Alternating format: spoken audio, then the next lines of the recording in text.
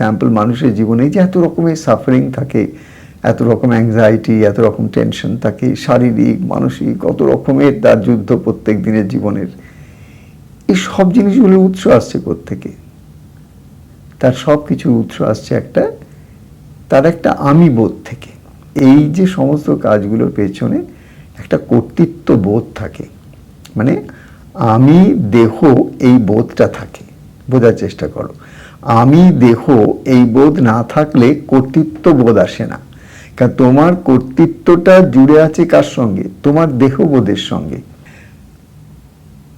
যতক্ষণ পর্যন্ত মানুষের মধ্যে তার কর্তৃত্ব বোধটা আছে, আমি এই দেহ এই বোধটা আছে, আর এই দেহটার একটা নাম আছে, এই বোধটা আছে, আর এই নাম দেহ নিয়ে আমার কিছু কর্তব্য আছে, আমার কিছু রেসপন্সিবিলিটিস আছে, আমার কিছু দায়িত্ব আছে, এগুলো আমার পালন করতে হবে। হঠাৎ করে যদি আমার মরতে বলে, আমি মরতে রাজি নই, কেন? আমার এগুলো দেখবে কে? আমার মেয়েকে দেখবে কে? আমার ছেলেকে দেখবে কে? আমার একে দেখবে কে? ওকে দেখবে কে?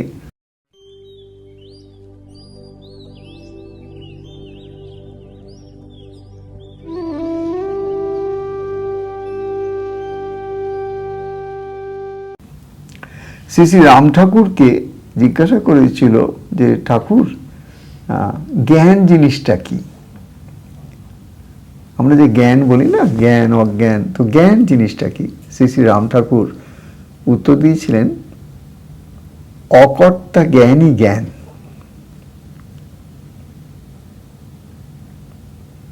খুব শান্ত হয়ে ধীর হয়ে দিনের পর দিন যদি তুমি মেডিটেশন করতে পারো এই একটা কথার উপরে, অকর্তা জ্ঞানই জ্ঞান, মানে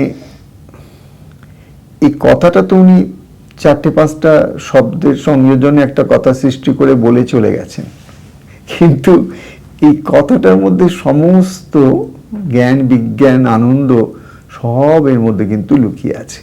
কি না, অকর্তা জ্ঞানই জ্ঞান। জানবে যে দুঃখ, ফর এক্সাম্পল মানুষের জীবনে যে এত রকমের সাফারিং থাকে, এত রকম অ্যাংজাইটি, এত রকম টেনশন থাকে, শারীরিক মানসিক কত রকমের তার যুদ্ধ প্রত্যেক দিনের জীবনের, এই সব জিনিসগুলোর উৎস আসছে কোত্থেকে? তার সব কিছুর উৎস আসছে তার একটা আমি বোধ থেকে। মানে আমি একটা ব্যক্তি, আমার একটা নিজস্ব জীবন আছে, আমার একটা পরিবার আছে, আমার কিছু কর্তব্য আছে, আমার কিছু রেসপন্সিবিলিটিস আছে, এগুলো আমাকে করতে হবে, এই সময়টুকুর মধ্যে আমায় করতে হবে। খালি তাই নয়, করে আমাকে সাকসেস হতে হবে, আমাকে এমন করেও করতে হবে যাতে করে আমি সেই জিনিসটাকে মানে কৃতকার্য হই, যেন আমার যেন তাতে স্যাটিসফ্যাকশন হয়, যেন আমার সেটা কাজটা সিদ্ধি হয় কাজে। তো এতগুলো কনসিডারেশন নিয়ে কিন্তু আমরা কিন্তু অহরাত্র সংসারের জীবনে বা যেভাবেই আছি করতে হয়। তো এই যে সমস্ত কাজগুলোর পেছনে একটা কর্তৃত্ব বোধ থাকে, মানে আমি দেহ এই বোধটা থাকে। বোঝার চেষ্টা করো, আমি দেহ এই বোধ না থাকলে কর্তৃত্ব বোধ আসে না। কারণ তোমার কর্তৃত্বটা জুড়ে আছে কার সঙ্গে? তোমার দেহবোধের সঙ্গে। ভুলে যাও না, তোমার পাশে যে মানুষটা বসে আছে না, তুমি কিন্তু ভালো করে জানো ওই পাশে বসে থাকা মানুষটা তুমি নাও। তোমার পাশে যে বসে আছে, তুমি কি ভাবছো ওই মানুষটা আমি? তুমি কি ভাবছো তুমি কে? তুমি তো নিশ্চয়ই তোমার দিকে তাকাবে, তুমি তো পাশের মানুষটার দিকে তাকাবে না। আমি যদি তোমাদের যে কোনো একজনের নাম ধরে এখানে ডেকে যদি কিছু বলতে চাই, পাশের মানুষটা তো সরা দেবে না। তার কারণ সেই নামটা আর সেই দেহটা এক জায়গায় একটা আইডেন্টিফাইড হয়ে গেছে একটা মাইন্ডের সঙ্গে, একটা মনের সঙ্গে। তো ওই মনটা ছোট্টবেলা থেকে, যখন তার জ্ঞান হয়নি তখন থেকেই তার বাড়ির লোক তাকে ওই নামে ডাকতে আরম্ভ করেছে। তো তার ব্রেনটা এত বছর ধরে প্রোগ্রামড হয়ে গেছে যে এইটাই তার নাম। আর একটা জিনিস তার প্রোগ্রাম হয়ে গেছে, এই দেহটাকে দেখেই সবাই এই নামটা বলে, তখন এই নামটার দেহটার আমিটা এক জায়গায় হয়ে গেছে। এবার কি হলো আমি? তাহলে কি হলো? আমি হচ্ছে আমার নাম, এই আমি মানে আমার নাম, এটা আমার দেহ, এটা আমার কাপড়, এটা আমার বাড়ি, এটা আমার ঘর, ইত্যাদি ইত্যাদি ইত্যাদি। এইটাই হচ্ছে কর্তৃত্ব বোধ, এটি হচ্ছে কর্তা জ্ঞান। জানবি যতক্ষণ পর্যন্ত একটা মানুষ যে আসনে বাবা লোকনাথ বসে আছেন সেই আসনটাই গিয়ে বুঝতে না পারছে, সে সংসারে আছে কি আশ্রমে আছে কি হিমালয়ে আছে কি নদীর ধারে আছে, ইমেটেরিয়াল। যতক্ষণ পর্যন্ত মানুষের মধ্যে তার কর্তৃত্ব বোধটা আছে, আমি এই দেহ, এই বোধটা আছে, আর এই দেহটার একটা নাম আছে, এই বোধটা আছে, আর এই নাম দেহ নিয়ে আমার কিছু কর্তব্য আছে, আমার কিছু রেসপন্সিবিলিটিস আছে, আমার কিছু দায়িত্ব আছে, এগুলো আমার পালন করতে হবে। হঠাৎ করে যদি আমার মরতে বলে, আমি মরতে রাজি নই, কেন আমার এগুলো দেখবে কে? আমার মেয়েকে দেখবে কে, আমার ছেলেকে দেখবে কে, আমার একে দেখবে কে, ওকে দেখবে কে? এটা কি আমাদের প্রত্যেকের মনের মধ্যে হবে কি হবে না বলো না? হঠাৎ করে যদি কেউ কাউকে বলে যে তোমার আর মাত্র 1 মাস বাকি আছে বা 10 দিন বাকি আছে, 3 দিন বাকি আছে, ক্যান্সারের টার্মিনাল স্টেজ, এ আর কিছু করার নেই, 4 দিন, তো তুমি সেই মানুষটার মনের কথা যদি জিজ্ঞাসা করো, সে হবে আর কিছু না, যদি একটু বেশি সময় পেতাম তাহলে ওদের একটু গুছায় যেতাম। এই যে গোছাতে গোছাতে গোছাতে গোছাতে তার জীবন কাটছে, কিন্তু কোনো গোছানো তো তার হচ্ছে না। কিন্তু যদি একটু সময় পাই, একটু গুছিয়ে নি, কে বলছে? বলছে তার কর্তৃত্ব বোধ বলছে। কিসের কর্তৃত্ব? আমি দেহ, সেই দেহটা আজকে এমন একটা শারীরিক একটা কষ্টের মধ্যে রয়েছে, তবু সে সময় চাইছে কিসের জন্য? কর্তব্য করার জন্যে। এইখানে আমি বলতে চাইছি যে এই যে কর্তব্য বোধ, এটাও একটা বন্ধন। এই কর্তব্যবোধটা আসছে কোত্থেকে? অজ্ঞান থেকে আসছে, এটাই বুঝতে হবে। শুনলে কানে মনে হয় খটকা লাগছে, কর্তব্যবোধ অজ্ঞান থেকে আসছে, হোয়াট ইউ মিন? কর্তব্য তো একটা ভালো জিনিস না? আমার মা আমাকে ছোটবেলা থেকে মানুষ করলো, এত কিছু করলো, আমার মায়ের প্রতি কোনো কর্তব্য নেই, এটা কি ধরনের কথা? বা মা সন্তানকে মানুষ করছে, সন্তান এলো পৃথিবীতে, মায়ের কোনো কর্তব্যবোধ নেই, এরকম হয় নাকি? কর্তব্যবোধ তো থাকবেই আমাদের প্রত্যেকের মধ্যে, কিন্তু এই কর্তব্যবোধ, এই কর্তব্যবোধটা একটা বন্ধন। কেন? এই কর্তব্যবোধ থেকেই কিন্তু তুমি আস্তে আস্তে কিন্তু জড়িয়ে যাও কোনো একটা মানুষের সঙ্গে বা কোনো কয়েকটা মানুষের সঙ্গে, এমনভাবে মানসিক স্তরে জড়িয়ে যাও যে তাদের একটু এদিক ওদিক হলে তোমার মনে হয় যেন প্রাণটা বোধহয় এই গেল। হ্যাঁ কি না বলো? কিন্তু ও কিন্তু তুমি নও, আর কেউ। কিন্তু সেই দেহগুলোর সঙ্গে, সেই মানুষগুলোর সঙ্গে, সে তোমার মা হতে পারে, তোমার বাবা হতে পারে, তোমার ভাই হতে পারে, বোন হতে পারে, স্বামী হতে পারে, স্ত্রী হতে পারে, সন্তান হতে, কেউ হতে পারে, তাদের সঙ্গে তোমার এমন একটা মানসিক স্তরের বন্ধন এসে যায়, কর্তৃত্ব চেতনা থেকে, কর্তব্য বোধ থেকে, ভালোবাসার থেকে, স্নেহ থেকে, মমতার থেকে, যে তখন সেই বন্ধনটা ভীষণ কঠিন হয়ে যায়। ওইখানে একটু নাড়া পড়লে মনে হয় এখানে এই বোধহয় সবই বোধহয় গেল, তাই না? এটা ভেবে দেখো, একটু ভাবলেই বুঝতে পারবে আমি কি বলতে চাইছি, একটু ভাবলে বুঝতে পারবে। কারণ এগুলো হচ্ছে খুব প্র্যাকটিক্যাল সেন্সে আমাদের জীবনের দুঃখের কারণগুলোকে আমরা আইডেন্টিফাই করতে পারলে তার উপর আমরা কাজ করতে পারি, তাই না?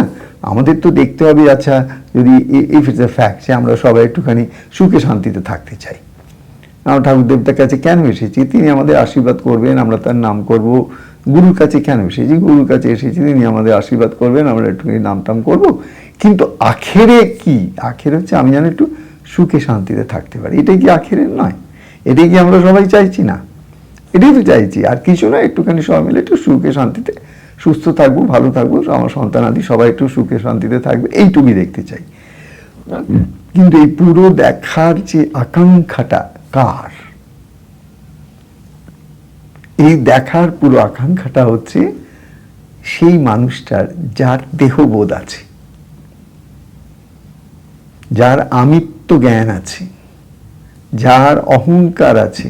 সেই অহংকারের পরিচয় সে পিতা, সেই অহংকারের পরিচয় সে সন্তান, সেই অহংকারের পরিচয় সে ভাই, সে বোন, সে স্বামী, সে স্ত্রী। এগুলো সেই অহংকারের পরিচয়ের এক একটা ছোট ছোট ট্যাগ বলতে পারো। কিন্তু মূলে কি আছে? একটা অহংকার আছে, আমিত্ব বোধ আছে, একটা কর্তৃত্ব বোধ আছে, একটা অহংবোধ, দেহযুক্ত বোধ আছে, তাই না? নাম রূপ, দেহটা কি? রূপ, আর নামটা হচ্ছে তার নাম। তো সে মানুষ, তো মানুষের একটা দেহবোধ আছে। তো এই যে বোধটা নিয়ে যে কর্তৃত্ব, এই কর্তৃত্বটাই হচ্ছে অজ্ঞান। যতদিন মানুষের এই দেহবোধযুক্ত অজ্ঞানটা আছে, ততদিন জানবে যে মানুষ কিন্তু দুঃখ কষ্ট পাবেই। অনেক যদি টাকা থাকে তার, তবুও সে দুঃখ কষ্ট পাবে। তার যদি পুরো পয়সাও না থাকে, তাতেও সে দুঃখ কষ্ট পাবে। তার মাথার উপর ছাদ থাকলেও দুঃখ কষ্ট পাবে, আর মাথার উপর তার ছাদ না থাকলেও দুঃখ কষ্ট পাবে। তুমি তাকে সোনায় মুড়িয়ে রাখলেও সে দুঃখ কষ্ট পাবে। আমি একজনের নাম শুনেছি, খুব বড়লোক মহিলা, এমন ছিলেন যে যখন গল্পটা শুনলাম আমি ওয়াক হয়ে গেছিলাম, my God, how can this be possible. এমন একজন কোনো ভদ্রলোকের স্ত্রী ছিলেন তিনি, এটা সত্য ঘটনা কিন্তু। অ্যান্ড শি ওয়াজ মানে ফিলথি রিচ, এত রিচ ছিলেন, তার মানে কোনো ওয়েলথের শেষ ছিল না। কিন্তু তার স্বামী তাকে এত ভালোবাসত, সবাই তাকে এত ভালোবাসত। সোসাইটিতে যখন যে কোনো একটা ফাংশনে যেত, সে যা কিছু করতো, সামাজিকভাবেও তাকে সবাই এত অ্যাডোর করতো একদম। তো সে তার যা চাইতো সে পেয়ে যেত, যা চাইতো সে পেয়ে যেত। মানে everything was like perfect perfect perfect, মানে লাইফ তার সব কিছু পারফেক্ট, তার কোনো ফেইলিওর নেই, কিছু নেই, খালি সব এভরিথিং পারফেক্ট, যেটাই ছুঁচ্ছে সেটাই পারফেক্ট। এরকম একজন মহিলা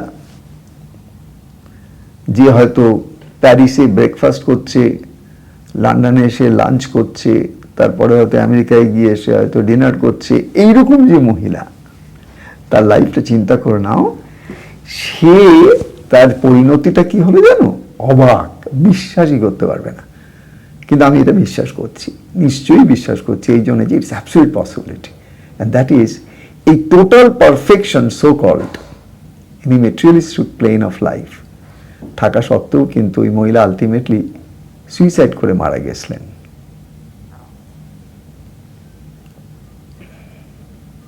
ক্যান ইউ বিলিভ ইট? আহা, আমরা তো সবাই এইটাই তো ভেবেছি আজ অব্দি না, এইগুলো যে হয়ে একবার যায় কেল্লা ফতে, এই জিনিসগুলো যে একটু ম্যানেজ হয়ে যায় আমার, তাহলে আমার কেল্লা ফতে, এটাই তো ভাবলাম সারা জীবন ধরে। সবাই তো কেল্লা ফতে করতে করতে হোয়াট নেক্সট করতে করতে জীবন কাটায়, একই না বলো? তো আমি দেখছি আর এই অদ্ভুত কাণ্ড, ইনার তো সব কেল্লা ফতে হয়েই রয়েছিল, তাহলে আবার লোকটা শেষ পর্যন্ত মানে সুইসাইড করলো কেন? She wrote in a small note, life was too perfect to enjoy. You will not be able to fathom it. I am telling you, যে ওই মহিলার অবস্থায় না পৌঁছেছে, তারা কেউ কোনোদিনও ওই মহিলার মানসিক অবস্থার হদিশ খুঁজে পাবে না। তোমাকে ধনী হতে হবে, ফিল্দি রিচ হতে হবে, বুঝতে যে ফিল্দি রিচ হওয়ার মধ্যে কতটা ফিল্থ আছে। বুঝতে পারলে ব্যাপারটা? এই হচ্ছে ব্যাপার। তো যাই হোক, আমাকে তুই জিজ্ঞাসা করেছে একটা কি প্রশ্ন, আমি কোথা থেকে কোথায় চলে গেছি। এবার আমার বক্তব্য হচ্ছে যে তুমি যে বলছো আমি সেবা করব, সেবা করতে গেলে তো প্রথমেই যাকে জলাঞ্জলি দিতে হবে সে লোকটা তো একবারে এঁটে বসে আছে তোমার শরীরের চামড়ার সঙ্গে। এই চামড়া থেকে তোমাকে তো আলগা করতে হবে তাকে, মানে চামড়া ধরে একটু টানলে খ্যাক করে উঠবে। হ্যাঁ, চিমটি কাটছেন কেন? তোমার চামড়া ধরে যদি কেউ টানে তোমার লাগবে কি লাগবে না বলো? তুমি খ্যাক করে উঠবে, এই চিমটি কাটছেন কেন আমাকে? চিমটি না, মানুষের যদি একটা কেউ তোমাকে ফট করে একটা কথা বলে বসে যেটা তার বলা উচিত নয়, আরে বাবা বলা উচিত হলো তোমার জায়গায় উচিত নয়, সে তো জানে পারফেক্টলি উচিত। সুতরাং এই যে চামড়াযুক্ত যে আমি, সেই আমিটাকে নিয়েই তো যত ভালো মন্দ, সুখ দুঃখ, হাসি কান্না বা যত ঝঞ্ঝাট। রামকৃষ্ণদেবের কথা, আমি মোলে ঘুচিবে জঞ্জাল। কি বলেছিলেন? আমি মোলে ঘুচিবে জঞ্জাল। সারাটা জীবন একটু ভেবে দেখো যে আমি মলে ঘুচিবে জঞ্জাল। সারাদিন সংসারের মধ্যে ঘুরে ফিরে একটু ভালো করে নিজেকে একটু খতিয়ে দেখবে, দেখলে বুঝতে পারবে যে তোমার প্রত্যেকটা দুঃখের পেছনে কে যেন আমি করে মরছে। আমাকে কেন বললো, আমার কপালটাই বা কেন এরম হলো।